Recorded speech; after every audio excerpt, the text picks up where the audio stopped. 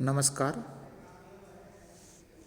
आज हम मानव भूगोल के मूल सिद्धांत कौन कौन से हैं उनके बारे में अध्ययन करेंगे। वातावरण के प्राकृतिक और सांस्कृतिक दोनों जो पक्ष हैं वो परिवर्तनशील हैं। उनमें हर समय किसी न किसी रूप में कोई न कोई परिवर्तन होता रहता है। उनके जो विभिन्न तत्व होते हैं वो एक दूसरे से परस्पर संबंधित होते हैं, जो एक दूसरे को प्रभावित भी करते हैं।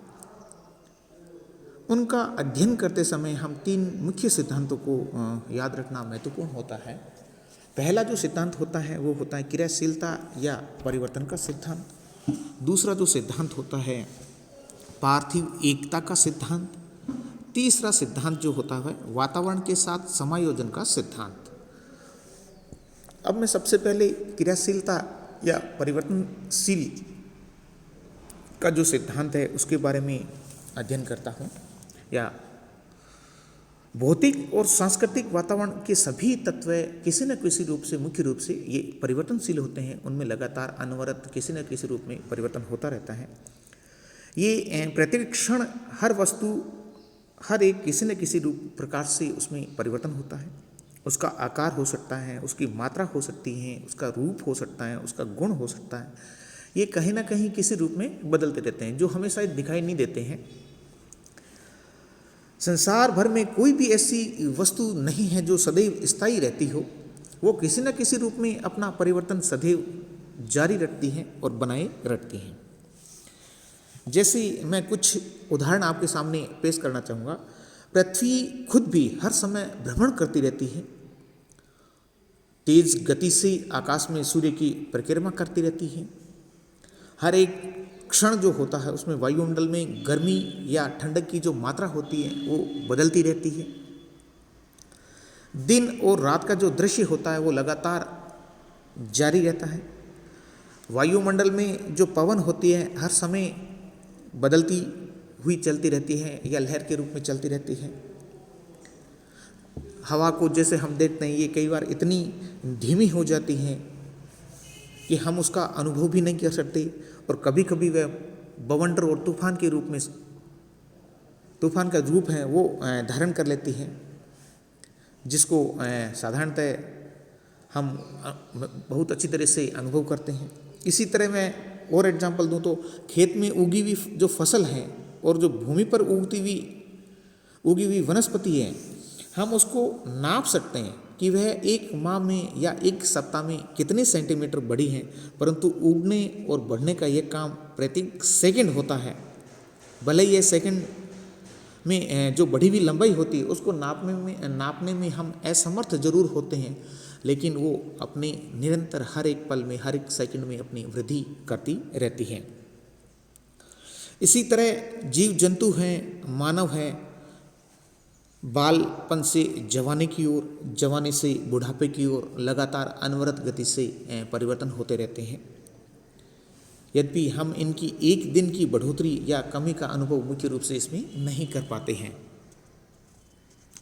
इसी तरह नदियों का जो जल होता है वो सदैव बहता रहता है। एक स्थान पर जल का बहकर दूसरे स्थान पर जा पहुंचता है। पर्वतों की जो चट्टानें होती हैं कट कर नदियों के जल में मिलती रहती हैं। नदियों द्वारा जो तलछट होता है उसको लाकर मैदान पे फैलाया जाता है या पाटती रहती है।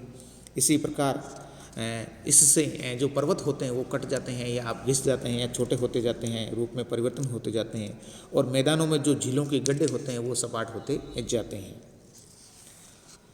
फिर हम देखते हैं कि जैसे भूतल में विभिन्न स्थानों की जो ऊंचाइयों जो होती हैं वो हम समुद्र तल के अनुपात में नापते हैं, परंतु महासागर में हर एक समय नदियां अपना जल लाकर डालती रहती हैं और समुद्र का जल भाप के द्वारा आकाश में उड़ता भी रहता है। इस तरह हम जैसे रेगिस्तान की ग्लेशियर की बात करें तो वो लगातार पिघलते रहते हैं और उनका जो जल होता है वो बहकर समुद्र में मिलता रहता है। और कभी कभी महासागरों का बहुत सा जल है जो भाप बन के भी उड़ जाता है और ठंडे प्रदेशों में जा पहुंचता है और ग्लेशियर के रूप में वहाँ जमा हो जाता है। ये एक सर्किल है, साइकिल है, एक चक्र है जो लगातार अनवरत रूप में हमेशा गतिशील रहता है, परिवर्तन होता रहता है। इसी तरह समुद्र का तल भी ऊंचा नीचा होता रहता है। समुद्रों में लहरें और ज्वार भाटा के द्वारा हर समय दृश्य बदलते रहते हैं। स्थल से कटकर आया हुआ तलछट समुद्री तटों पर और स्थायी पेटियों के रूप में जमा होता रहता है। अब हम देखते हैं कि पृथ्वी की जो तल पर होने वाले जो ये परिवर्तन हैं, इनमें महत्वपूर्ण 6 ऐसी शक्तियाँ हैं जो क्रियाशीलता के परिवर्तन को प्रभावित करती हैं। उनमें पहला है पृथ्वी के सौर का संबंध ग्रहीय पक्ष, दूसरा जो संबंध या पक्ष, दूसरा जो है पृथ्वी की विवर्तनिक शक्तियाँ, जो पृथ्वी की आंतरिक और बाह्य जो विवर्तनिक शक्तियाँ होती हैं वो, तीसरा जो है सौर्य शक्ति है, सूर्य से आने वाली जो शक्तियाँ हैं वो भी इनको प्रभावित करती हैं, गुरुत्वाकर्षण शक्ति हैं वो भी प्रभावित करती हैं, जैविक शक्तियाँ हैं, मानव शक्तियाँ हैं। ये किसी न किसी रूप में पृथ्वी की क्रियाशीलता को या परिवर्तनशीलता को अपने आप में एक प्रभावित करती रहती हैं। अब मैं सबसे पहले पृथ्वी के सौर संबंध की बात करूं तो पृथ्वी हमारे सौर मंडल में एक ग्रह है जो अपने अक्ष पर भ्रमण करने के साथ सूर्य के चारों ओर अपनी कक्ष पर भी भ्रमण करती है। इन सौर संबंधों के कारण ही पृथ्वी पर दिन, रात, ऋतुएं आदि बनती हैं और पृथ्वी पर ताप पेटियां हैं, पवन पेटियां हैं आदि महत्वपूर्ण स्थान रखती हैं जो परिवर्तन का कार्य करती हैं। पृथ्वी की विवर्तनिक शक्तियों की बात करूं तो 2 प्रकार के परिवर्तन होते हैं और एक प्रकार का जो परिवर्तन होता है वो अत्यंत ही धीमी गति से होता है, जिसे हम दीर्घकाल और उसका जो प्रभाव होता है वो दीर्घकाल के बाद में हमें देखने को मिलता है। जैसे पर्वतों की मोड़ बनाना या किसी प्रदेश का ऊपर उठना या नीचे धंसना। दूसरे प्रकार के जो परिवर्तन होते हैं वो अचानक होते हैं, आकस्मिक होते हैं, जैसे भूकंप, ज्वालामुखी से होने वाले विस्फोट। सौर्य शक्ति की बात करूं तो सूर्य की शक्ति अर्थात सूर्य ताप जो आइसोलेशन होता है ये एक बाह्य शक्ति से उत्पन्न होता है जो भूतल को परिवर्तन करती है। सूर्य के द्वारा ही जो वायुमंडल में ताप है, हवा का जो भार है वो लगातार किसी न किसी रूप में बदलता रहता है। प्रकाश और गर्मी, ओस और पाला, तुषार और हिमपात, वाष्पीकरण और बादलों का बनना, आंधियाँ और तूफान आदि सूर्य की शक्ति से ही उत्पन्न होते हैं। वर्षा है, सूखा है, दिन और रात हैं, ऋतुओं का परिवर्तन है और जलवायु के परिवर्तन सब सूर्य की शक्ति द्वारा ही होते हैं। सूर्य शक्ति से ही की कृपा से ही वनस्पति उगती हैं और पशुओं तथा मनुष्यों को जीवन शक्ति मिलती रहती है जो इनके परिवर्तन में महत्वपूर्ण भूमिका निभाती है। गुरुत्वाकर्षण शक्ति की मैं बात करूं तो पृथ्वी के केंद्र में गुरुत्वाकर्षण शक्ति मौजूद है जो प्रत्येक पदार्थ को अपनी ओर खींचती है, आकर्षित करती है। इसके कारण भिन्न भिन्न भार और घनत्व वाले पिंडों को संतुलन का एक ही रूप प्राप्त होता है और इसके द्वारा पृथ्वी पर एक समन्वित क्रम स्थापित होता है। इसी के द्वारा जल ऊंचाई से नीचाई की ओर बहता है। वायुमंडल के निम्न परतों में सबसे अधिक वायु एकत्रित हो जाती है। मनुष्य को जीवित रहने के लिए हर समय सांस लेना पड़ता है जिसके लिए ऑक्सीजन वायु की आवश्यकता होती है। गुरुत्वाकर्षण शक्ति जो होती है इस ऑक्सीजन वायु को खींचकर पृथ्वी तल के समीप लाने वाले भाग में इकट्ठा कर देती है। सूर्य की शक्ति के द्वारा भूतल पर जो अनियमितताएं उत्पन्न होती हैं उनको यह गुरुत्वाकर्षण शक्ति नियमितता में बदलती रहती हैं और यह क्रिया है जो निरंतर सदा हमेशा चलती रहने वाली होती है।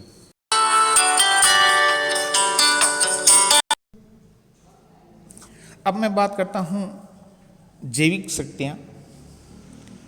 वनस्पति और जो जीव जंतु होते हैं ये हर समय भूतल पर परिवर्तन करते रहते हैं। वनस्पति से जो सेलों का आवरण मिलता है वनस्पति से ढकी हुई होने के कारण कम आपतित होती है, परंतु वनस्पति की जो जड़ें होती हैं नरम सेलों में दरारें पैदा कर देती हैं जिससे भूमि कटान है, ऋतुक्षय की क्रियाएं महत्वपूर्ण रूप से बढ़ जाती हैं। जड़ों में जो ह्यूमस अम्ल निकलता है वो सेलों के साथ क्षय होने में सहायक होता है। जीव जंतु भूमि में अपने निवास के लिए गड्ढे खोदते हैं। कीड़े मकोड़े भी भूतल पर रहने के लिए छिद्र बनाते रहते हैं। कुछ कीटाणु जो मिट्टी को है भुरभुरा बनाते रहते हैं। इस तरह ये जीव जंतु और पेड़ पौधे भी लगातार किसी न किसी रूप में पृथ्वी पे या वातावरण में अपने परिवर्तन करते रहते हैं। अब मैं बात करता हूँ मानव शक्ति। तो मानव खुद एक परिवर्तनशील प्राणी है और लगातार ये किसी न किसी रूप में भूतल पर परिवर्तन करता रहता है।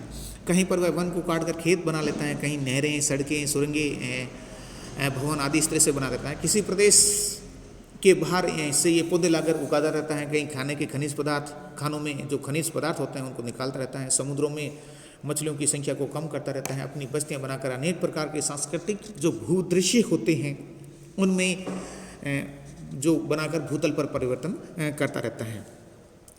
इस तरह हम देखते हैं कि जो 6 महत्वपूर्ण जो शक्तियाँ हैं जो पृथ्वी तल में लगातार परिवर्तन करती रहती हैं और आपस में एक दूसरे से संबंधित होती हैं। प्रत्येक घटना के कुछ कारण होते हैं और कुछ नियमों के अनुसार उनकी क्रियाएं होती है।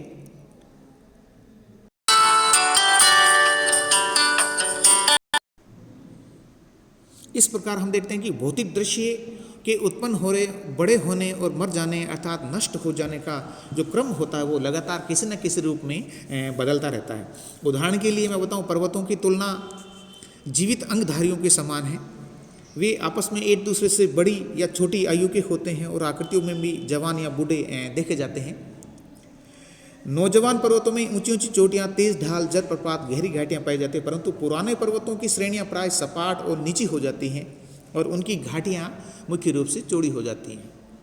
हिमालय हैं, आल्प्स हैं, रॉकीज हैं आदि नए पर्वत हैं, जो अरावली हैं, किन्गेन आदि ऐसे प्राचीन पर्वत हैं जो महत्वपूर्ण भूमिका निभाते हैं। मनुष्य स्वयं भी परिवर्तनशील हैं। संसार में जितने भी ग्राम हैं, नगर हैं, इनकी जनसंख्या ये घटती रहती है, बढ़ती रहती है, इनमें परिवर्तन होता रहता है। गांव से नगर का बनना, युवावस्था में जाना, वृद्धावस्था में जाना और उस नगर का बिखर जाना, ये जो प्रक्रिया होती है, प्रोसेस होता है, ये लगातार अनवरत रूप में चलता रहता है। अतः हम देखते हैं कि पृथ्वी पर प्रत्येक जो वस्तु है वो परिवर्तनशील है। इसमें मानव संस्कृति की क्रियाओं का अध्ययन इस प्रकार करना चाहिए जिस प्रकार की क्रियाशील अंगों का अध्ययन किया जाता है, तभी हम उसकी प्रगति की दिशा और प्रगति को ठीक प्रकार से समझ सकेंगे। अब मैं बात करता हूँ जो मानव भूगोल का दूसरा जो महत्वपूर्ण सिद्धांत है वो है पार्थिव एकता का सिद्धांत। हम ये देखते हैं कि वातावरण की जो विभिन्न तथ्य होते हैं ये आपस में एक दूसरे से घनिष्ठ संबंध रखते हैं। कोई भी परिस्थिति अकेले नहीं होती है, वरन उसका जन्म और विकास बहुत से तथ्यों से जटिल रूप में होता है। संपूर्ण पृथ्वी एक इकाई है और हम देखते हैं कि इसके जो विभिन्न भाग हैं ये आपस में एक दूसरे से संयुक्त रूप से जुड़े हुए होते हैं। समस्त जो पृथ्वी पर से जो एक भौतिक नियम है वो एक क्रियाशील होता है और वायुमंडल के चक्कर से सारी पृथ्वी पर जलवायु के नियम समान ढंग से बनते रहते हैं। समान प्रकार की जलवायु में सभी जगह हम देखते हैं कि समान प्रकार की ही वनस्पति होती है। जो प्राकृतिक तथ्यों की भांति जो मानव भूगोल के तथ्य भी पार्थिव एकता से मुख्य रूप से संबंध करते हैं। पृथ्वी तल पर हम देखते हैं कि सभी जगह भौतिक जो वातावरण का प्रभाव है मानव पर होता है और सभी जगह मानव अपना अनुकूलन उसके साथ करता रहता है। हाँ, हम ये देखते हैं कि मानव के अनुकूलन की विधियों और अवस्था में कुछ अंतर जरूर हो सकता है, फिर भी किसी प्राकृतिक प्रदेश के सभी भागों में एक सामान्यतः एक सी जलवायु, वनस्पति, मिट्टियाँ और मानव व्यवहार हमें देखने को मिलते हैं या होते हैं। जैसे कुछ मैं जैसे एग्जाम्पल बताना चाहूँगा। जैसे पृथ्वी की बनावट पर जलवायु के तत्व जैसे तापमान है, वायु भार है, वर्षा है, मिट्टियाँ, वनस्पति और पशु जगत में जो पारस्परिक क्रियाएं होती हैं ये एक दूसरे पर प्रभाव डालती है और उन सब की जो पारस्परिक संयोग से प्रत्येक तत्व की सतह बनती है तथा इनमें लगातार परिवर्तन होता रहता है। उदाहरण के लिए मैं जैसे बात करें तो वनस्पति की उत्पत्ति भूमि और जलवायु और मिट्टियों पर निर्भर करती है। मिट्टियों के निर्माण में भूमि और जलवायु के प्रभाव के साथ वनस्पति का भी प्रभाव मुख्य रूप से देखने को मिलता है। रेडजेल ने अपनी पुस्तक है एंथ्रोपोजियोग्राफी में इस सिद्धांत पर बल दिया है और कहा कि मानव भूगोल के दृश्य पार्थिव एकता से संबंधित होते हैं जो केवल उसी के द्वारा समझाए जा सकते हैं। प्रत्येक स्थान पर भौगोलिक दृश्य वहाँ के वातावरण से संबंधित हैं और वातावरण भौतिक दशाओं का योग होता है। हम्बोल्ट महोदय ये कहते हैं कि किसी भूदृश्य के निर्माण में वनस्पति का बड़ा महत्व होता है। इसी तरह बर्गहास ने अपनी पुस्तक फिजिकल एटलस में जलवायु और वनस्पति के संबंध को समझाया। अन्य भूगोलवेताओं ने भी यही सिद्ध किया और बताया कि प्रत्येक प्रदेश के वातावरण की दशाओं का, जैसे तापक्रम, वर्षा, मिट्टी आदि का प्रभाव उस प्रदेश की वनस्पति द्वारा स्पष्ट रूप से प्रकट होता है। प्राकृतिक प्रदेशों का जो वर्गीकरण होता है वनस्पति के आधार पर ठीक ठाक हो जाता है। किसी प्रकार की वनस्पति का भौगोलिक अध्ययन जब हम करते हैं तो करते समय वहाँ की जो अलग अलग वृक्षों का विचार नहीं होता, वरन ये देखा गया है कि उस प्रदेश की समस्त वनस्पति का मिलना जुलना सामूहिक दृश्य किस प्रकार का है। जैसे टेगा है, स्टेपी है, प्रेरी है, सवाना है, पार्कलैंड है, सैल्वा है आदि सामूहिक शब्द होते हैं जो किसी प्रदेश की समस्त वनस्पति के मिले जुले दृश्य के द्योतक हैं। फिर हम देखते हैं कि ब्लांस और ब्रुज ने भी इस बात को मुख्य रूप से पुष्ट किया है कि किसी स्थान पर जितने भी जीवधारी हैं, जैसे वनस्पति हैं, जंतु हैं और जो मनुष्य होते हैं, उन सब में पारस्परिक संबंध होता है और ये सब अपनी ही परिस्थितियों से समायोजन स्थापित करते हैं।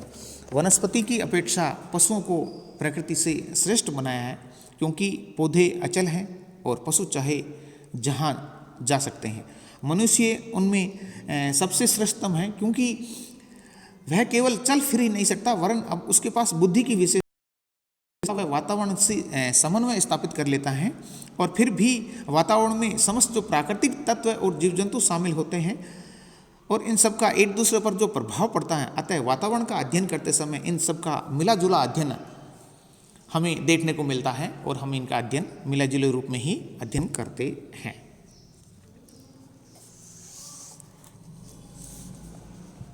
अतः कुछ इस तरह हम देखते हैं कि किसी प्रदेश की जैसे स्थिति है, भूमि की बनावट है, ढालों की ऊंचाई नीचाई है, जलवायु है, वनस्पति आदि से वहाँ के लोगों का ऐतिहासिक विकास और सामाजिक संगठन समझ में आता है। विडाल डी ला बलास जैसे ने बताया कि अपनी पुस्तक है जो एजेंट की भूमिका में समझाया कि एक देश की राजनीतिक मानचित्र का अध्ययन वहाँ के मानचित्र के साथ होता है।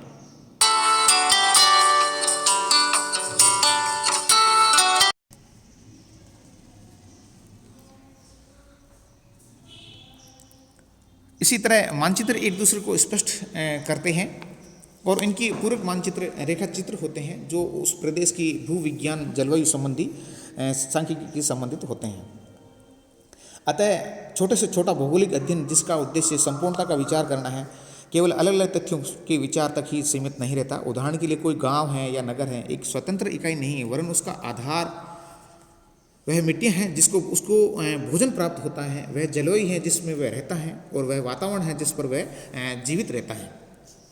ऋतु के परिवर्तन और ऐसे तथ्य जैसे व्यापारिक पवने, मानसून या चक्रवात आदि पृथ्वी के भिन्न भिन्न भागों से अन्यायश्रित संबंध रखते हैं। इस प्रकार हम समस्त पृथ्वी की एकता के विचार को व्यापक देखते हैं। पृथ्वी की विभिन्न शक्तियाँ जैसे ताप हैं, पवन है, वर्षा, वनस्पति आदि एक दूसरे से बंधी हुई होती हैं और उनके असंख्य प्रकार की अंतःक्रियाएं होती हैं।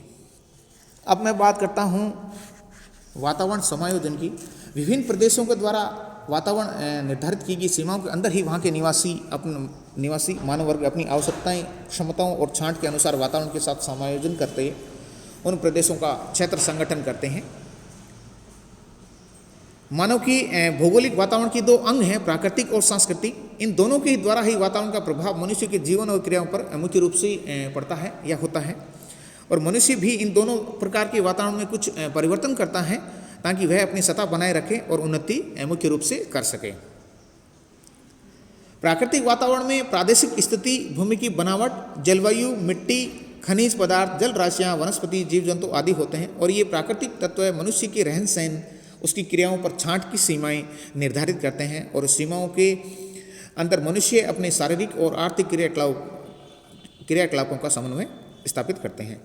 सांस्कृतिक वातावरण में मनुष्य के द्वारा जो निर्मित किया हुआ भूदृश्य होता है, जिसमें मानवीय निवास गृह होते हैं, आवागमन के साधन हैं, सिंचाई के साधन हैं, परिवहन और संचार के साधन हैं, आर्थिक व्यवसाय हैं, श्रम विभाजन हैं, खेत, कारखाने, बैंक, बीमा व्यय संस्थान, साहित्यिक, वैज्ञानिक, औद्योगिक और राजनीतिक संस्थाएं आदि मुख्य रूप से होती हैं। इसके अलावा हम देखते हैं कि जो सामाजिक व्यवस्था होती है, श्रम विभाजन है, प्रथाएं हैं, जीवन के मान हैं, वो भी इसमें मुख्य रूप से सम्मिलित होते हैं, जो वातावरण के साथ में समायोजन बिठाने में महत्वपूर्ण भूमिका निभाते हैं।